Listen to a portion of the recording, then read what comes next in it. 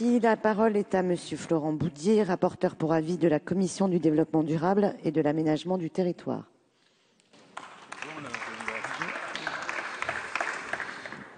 Madame la Présidente, Madame les ministres, Madame et Messieurs les rapporteurs, Messieurs les présidents de commission, mes chers collègues, notre pays entretient une relation paradoxale avec l'esprit même de la décentralisation.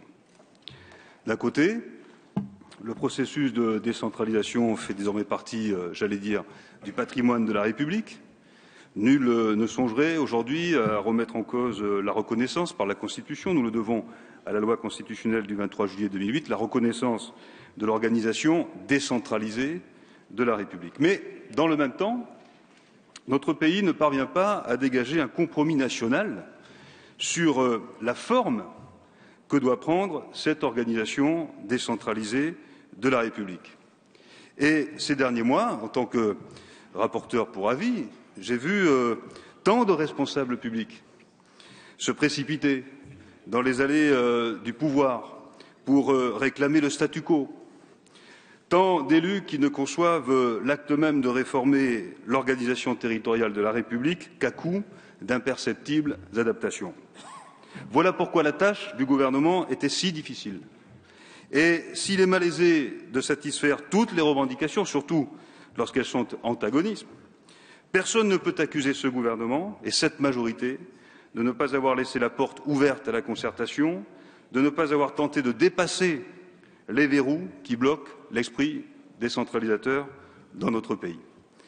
J'ajoute à cela les orientations prises par la majorité précédente qui ont, sinon abîmé, en tout cas infléchi l'esprit de la décentralisation.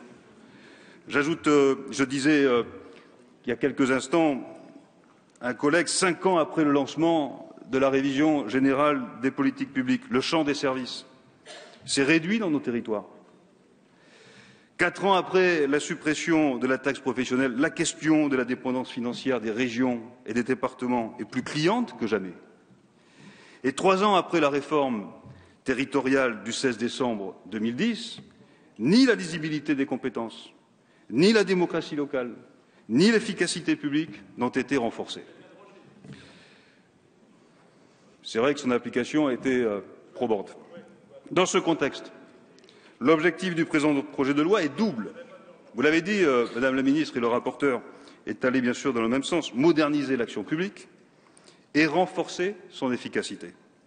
Et pour y parvenir, vous proposez, Madame la Ministre, une démarche simple. J'en soulignerai simplement 2 points, 2 aspects. D'abord, puisqu'au fond notre pays ne parvient pas, je le disais, à dégager de compromis national sur son organisation territoriale, sur la redistribution des compétences locales. Alors vous proposez d'organiser les conditions de compromis locaux à travers les futures conférences territoriales de l'action publique. Et c'est une innovation majeure qui devra permettre de faire émerger des solutions locales, concertées, consensuelles, Monsieur Chrétien, contractuelles, à l'image du projet lyonnais. Ensuite, et c'est sans aucun doute l'axe principal du projet de loi, vous proposez de renforcer, au fond, l'intégration communale à toutes les échelles territoriales. Vous le faites, tout d'abord, à travers le phénomène de métropolisation. Certes, la reconnaissance de ce phénomène, la métropolisation, nous le devons à la loi du 16 décembre 2010. Mais, chers collègues, parce que la loi de 2010 a été construite, il faut le rappeler, dans le conflit et même dans l'autoritarisme. Elle est restée à l'état quasi virtuel. Près de 3 ans, je n'étais pas élu, mon cher collègue, mais je l'aurais fait avec volontiers. Près de 3 ans après son adoption, une seule métropole a vu le jour en France. Une seule, celle de Nice. Et j'ai d'ailleurs auditionné son président, Christian Estrosi. Et toutes les autres se sont gardées, d'y entrer comme de la peste.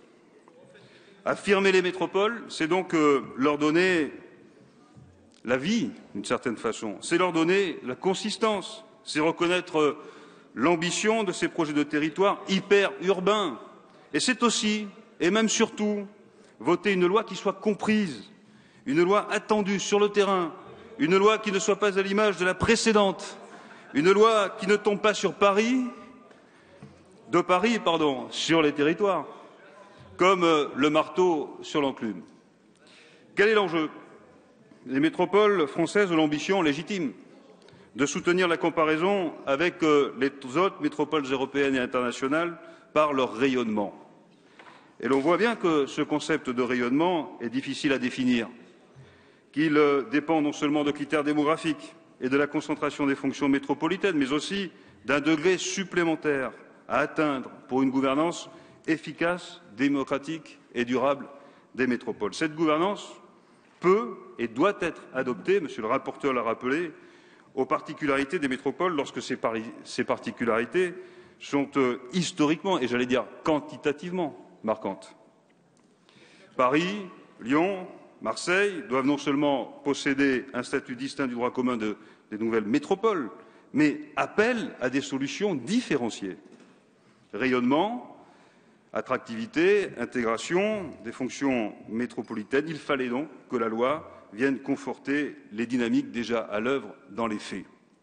Mais il faut aussi que nous veillions, dès ce premier projet de loi, sans attendre le volet consacré aux solidarités territoriales, à ce que ces grandes dynamiques urbaines que le projet de loi s'apprête à reconnaître, à consolider, n'aboutissent à un antagonisme frontal, même larvé, entre les métropoles et les autres territoires. Si les métropoles sont un enjeu à part entière de la décentralisation, les territoires dont elles se démarquent ne doivent pas être laissés pour compte. Le Sénat a pris ce risque en considération et il a introduit dans le texte un nouvel outil de coopération pour faire pendant aux métropoles. Ce sont les pôles ruraux d'aménagement et de coopération. Vous le savez, Madame la Ministre, le terme rural me gêne pas en tant que tel, mais parce qu'il est restrictif, parce qu'il traduit une conception que je crois dépassée, une conception qui rejoue sans cesse l'opposition entre le rural et l'urbain, qui, dans les faits, entretiennent des relations d'influence réciproque. Les métropoles ne sont pas des enceintes fermées, ce sont des réalités mouvantes, reliées par de multiples façons aux territoires qui les avoisinent. Et sur ce point, la Commission de l'aménagement du territoire et du développement durable a souhaité donc un débat de fond. D'abord en préconisant un rééquilibrage du projet de loi en direction des territoires qui n'exercent pas de fonction métropolitaine, mais qui s'incarnent dans nos villes moyennes, dans nos zones périurbaines, dans nos territoires ruraux et hyper-ruraux. Et ces territoires attendent beaucoup de la République. Ensuite, en proposant de donner de la consistance aux pôles ruraux, sous la forme d'une sorte, pardonnez-moi l'expression, de coopérative d'établissements publics de coopération intercommunale, pour accentuer les coopérations locales, pour dégager des périmètres d'action d'intérêt commun. Et à la suite de la Commission, le groupe SRC a d'ailleurs déposé plusieurs amendements qui traduisent cette ambition. Au fond, mes chers collègues, il s'agit rien moins que de trouver un nouvel équilibre des pôles, pôles métropolisés d'un côté, pôles d'équilibre de l'autre.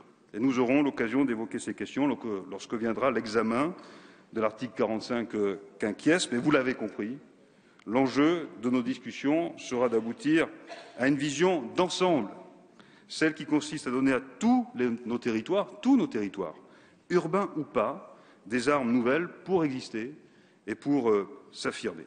Enfin, quelques mots sur le second pilier du champ de compétences de la Commission qui m'a nommé son rapporteur pour avis, le développement durable. Nous sommes, bien sûr, dans l'attente de la clôture du débat sur la transition énergétique. Et il est à cet égard heureux que les dispositions relatives à l'énergie soient placées dans le dernier des 3 projets de loi.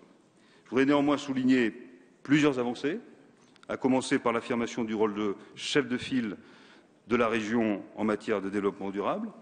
Le projet de loi fixe également des ambitions nouvelles en matière de transport, à travers la mobilité durable, à travers les modes de transport plus respectueux de l'environnement, à travers la coordination par la région des actions locales en matière d'organisation des transports et d'intermodalité, que nous avons ajouté en commission d'aménagement du territoire et en commission des lois. Ce sont des avancées importantes, nous nous en réjouissons et nous en approuvons bien sûr le principe. Mes chers collègues, la Commission du développement durable et de l'aménagement du territoire a émis un avis favorable à l'adoption de ce projet de loi. Il ne surmonte pas, vous l'avez dit, Madame la Ministre, tous les blocages. Il ne surmonte pas toutes les contradictions de notre organisation territoriale. Il faudrait pour cela que se forme dans notre pays un consensus qui n'existe pas sur l'organisation décentralisée de la République. Mais nous sommes convaincus de son bien-fondé, parce qu'il est de nature à réconcilier nos élus et nos concitoyens avec la décentralisation, en encourageant les régulations locales, en instaurant un dialogue serein avec les collectivités territoriales, et parce qu'il permettra à nos territoires de franchir un nouveau saut qualitatif dans le respect de la diversité de nos territoires. Mes chers collègues, votons ce projet de loi. Merci.